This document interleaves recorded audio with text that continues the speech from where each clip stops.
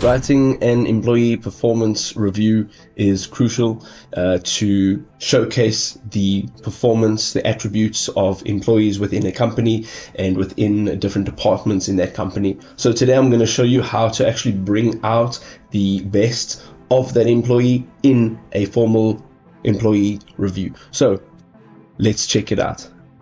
So let's jump straight into it. You can see here we have the employee performance review, and you can see there we're going to just add the employee's name. You can also add an employee's number or whatever the case may be in your particular situation. We are going to also add a review period. So if it is like from a start date to an end date, if this employee is maybe moving over to a different department in your company, or even leaving the company, this would be applicable over here. So you can either do a start date and end date, or you can just do a period from the beginning of the year to the end of the year if it's an annual review.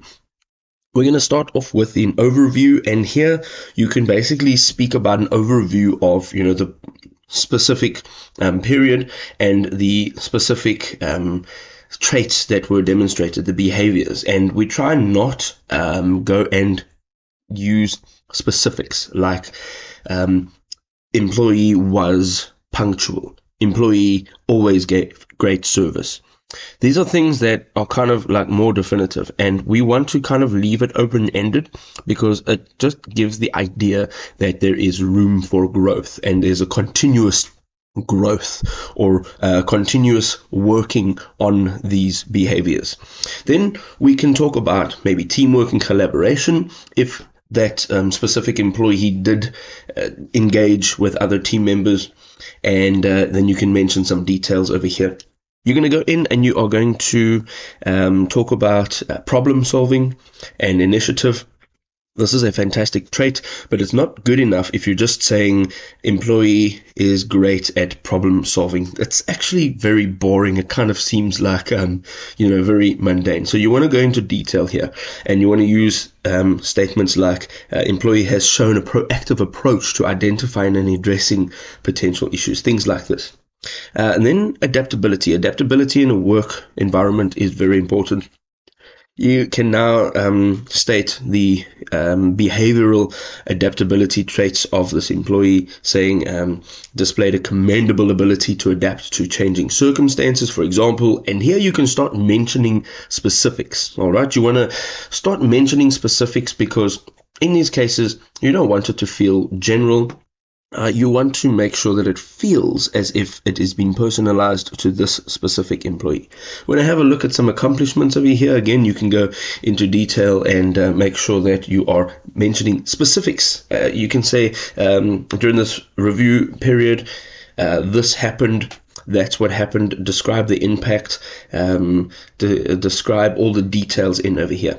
Then also there's areas for development. Of course, no one is perfect, so you can say like, while employee has many strengths, there are opportunities for growth. This also shows that there is some scope for this person, so that there's some growth period.